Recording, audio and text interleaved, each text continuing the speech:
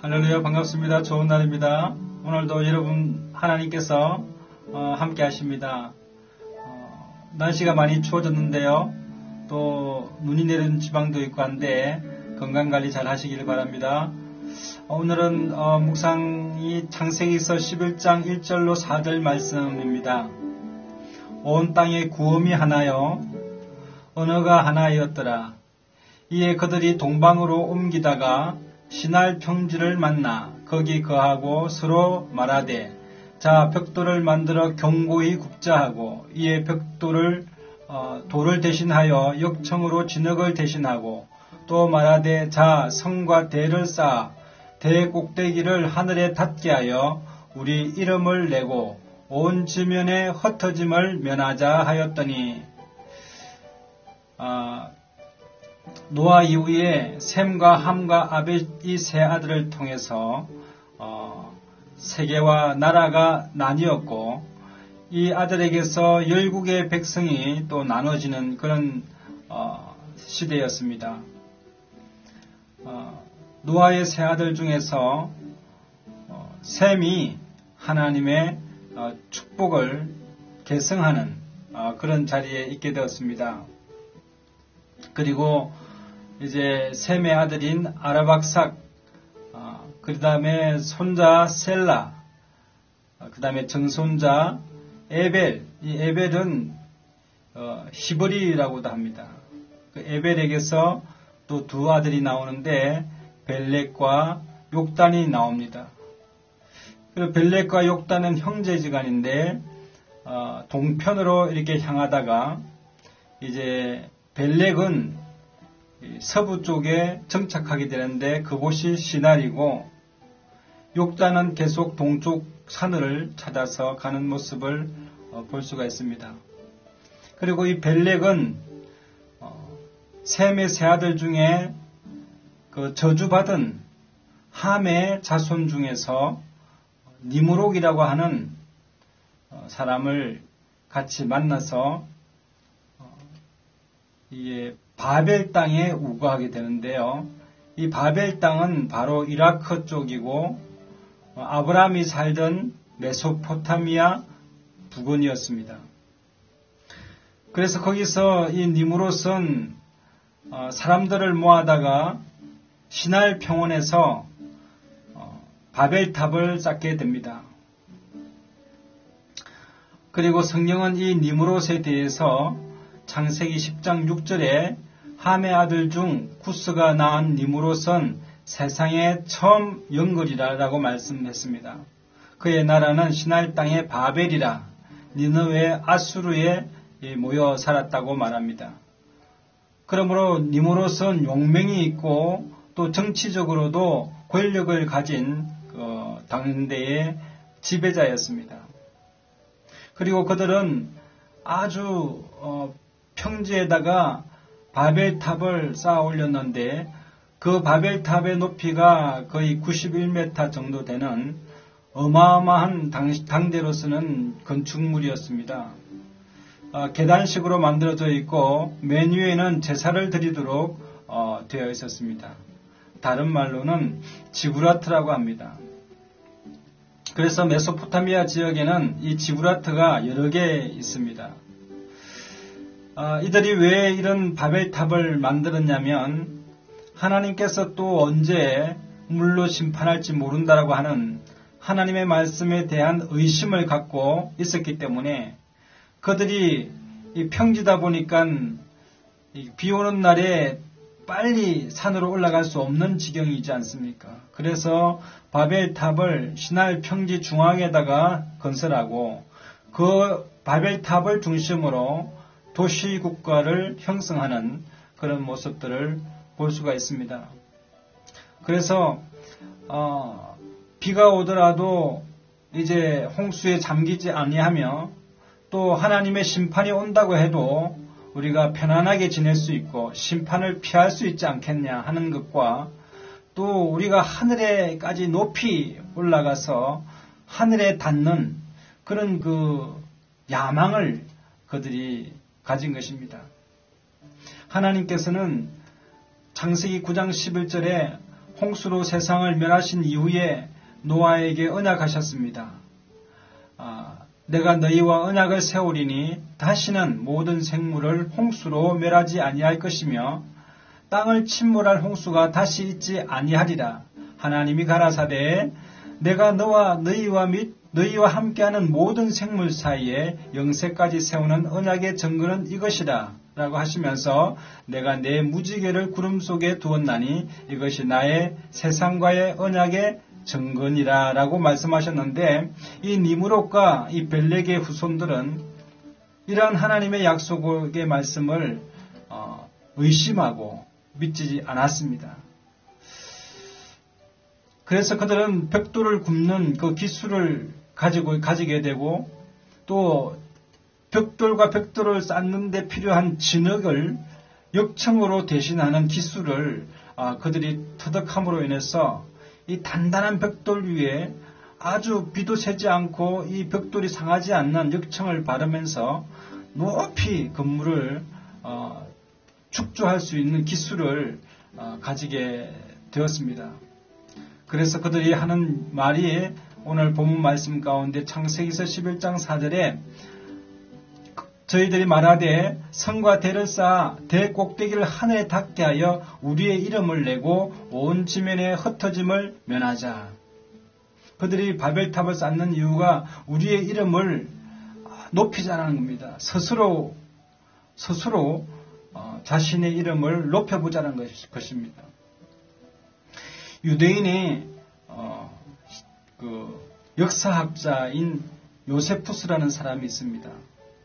이 요세푸스의 기록은 대단히 중요한 건데, 이 요세푸스의 기록에 보면 이 바벨에 대해서 설명하고 있고 니므롯에 대해서 설명하고 있습니다. 사람들이 하나님 때문이 아니라 니므롯 때문에 행복을 누린다고 이 니므롯이 사람들을 설득했고 차츰 사람들 위에 절대자로 군림하기 시작했습니다.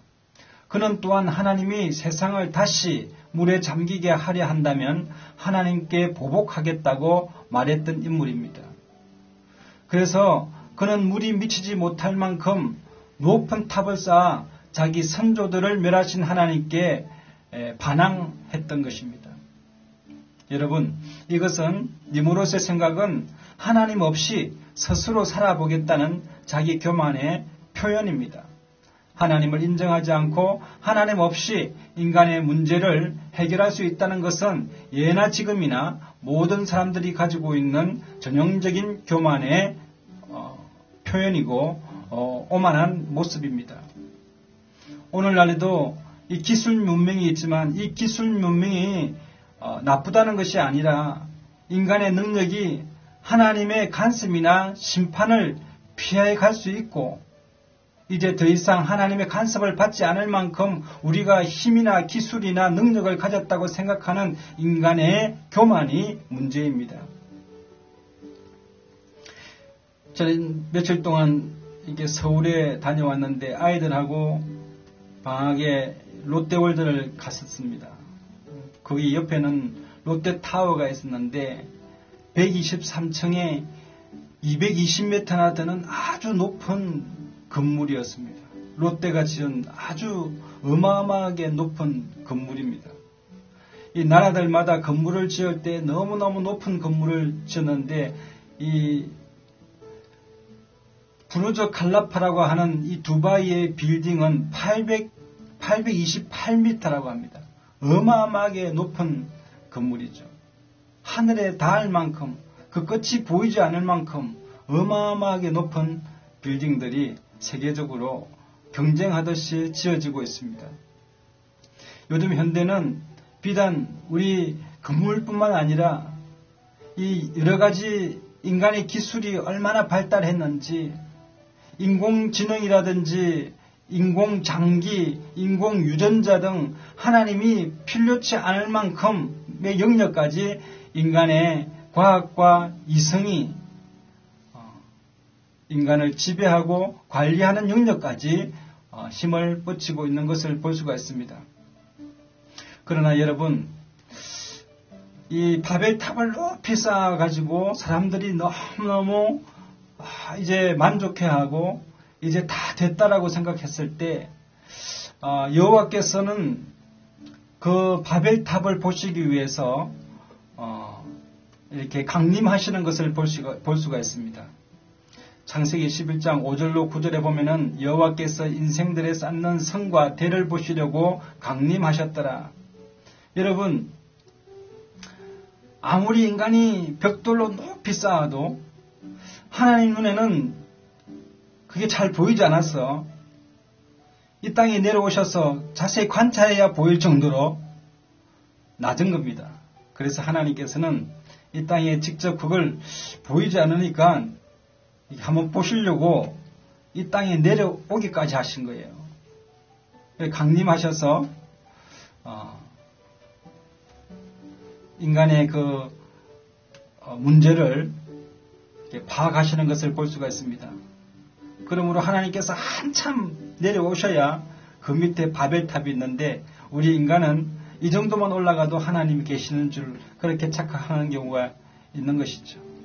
창세기 11장 5절로 9절에 보면 여호와께서 인생들에 쌓는 성과 대를 보시려고 강림하셨더라. 여호와께서 가라사대 이 무리가 한 족속이요 언어도 하나이므로 이같이 시작하였으니 이후로는 그 경영하는 일을 금지할 수 없으리로다. 자, 우리가 내려가서 거기서 그들의 언어를 혼잡하게 하여 그들로 서로 알아듣지 못하게 하자 하시고 여호와께서 거기서 그들을 온 지면에 흩으신 고로 그들이 성삭길을 거쳤더라. 그러므로 그 이름을 바벨이라 하니 이는 여호와께서 거기서 온 땅의 언어를 혼잡게 하셨습니다. 여호와께서 거기서 그들을 온 지면에 흩으셨더라. 여러분, 하나님께서는 이 바벨탑을 짓는 사람들의 언어를 혼란스럽게 해서 각국의 언어를 이렇게 나눔을 통해서 그들이 하는 말을 서로가 들을 수 없고 뜻을 이해할 수 없도록 만드셨습니다. 그래서 여기서 각 나라의 언어가 이렇게 갈라지는 것을 볼 수 있고, 그 다음에 사람들이 소통이 되지 아니하고 이렇게 서로 나누어지는 것을 볼 수가 있습니다. 아무리 사람들이 자기 이름을 높이려고 하고 그리고 사람들을 끌어모으려고 해도 하나님께서 그 교만함을 보시고 흩어버리시는 것입니다. 잠언서 16장 7절에 보면은 악을 떠나는 것은 정직한 사람의 대로이니 자기의 길을 지키는 자는 자기의 영혼을 보존하느니라. 교만은 패망의 선봉이요 거만한 마음은 넘어짐의 앞잡이라고 성경은 기록하고 있습니다. 여러분, 인간이 스스로 자신의 명성, 이름을 내는 것은 불가능합니다. 이름을 부여한다는 것은 주권을 상징하는 것입니다. 여러분, 아버지가 아들에게 이름을 지어주는 것이고 아버지가 아들을 영화롭게 하는 것입니다.